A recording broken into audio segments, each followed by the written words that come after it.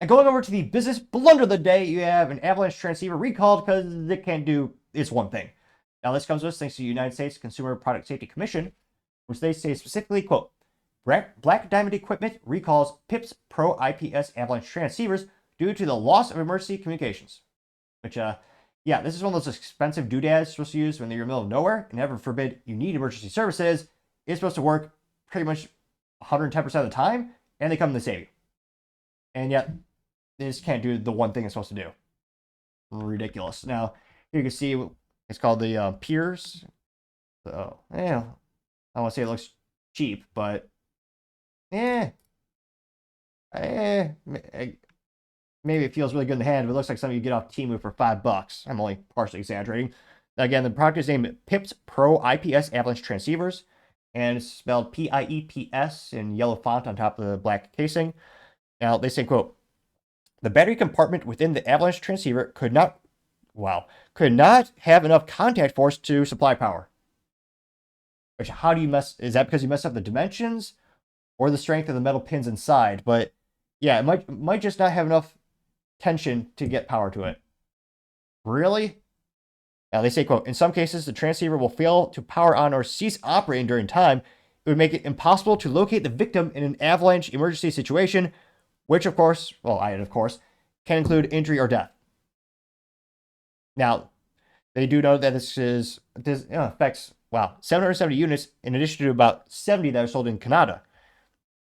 Now, they note that, quote, geez Louise, recall includes the Black Diamond EPS Pro Avalanche. The transfers are made of black plastic with an LCD screen below the yellow mark button.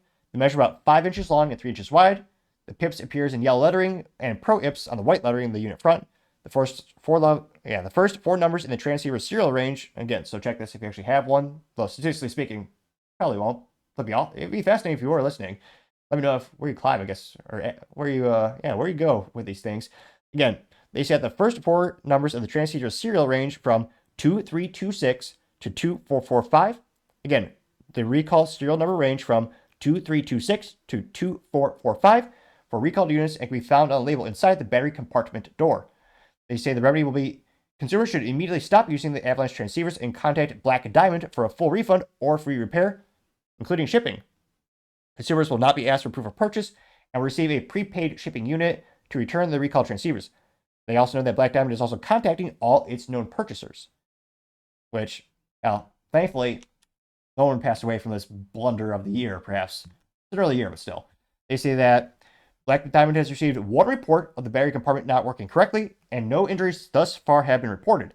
They are also sold at Upland Glow Sports, Cripple Creek Backcountry, Evo Gear, Liberty Mountain, Mountain Chatlet, Mammoth Mountaineering, and other specialty outdoor stores nationwide, and online at backcountry.com, polaris.com, and blackdiamondequipment.com from February 2024 through November 2024. Geez Louise. At this price point, I expect this to work flawlessly for the rest of my life. They were sold between $530 and $620.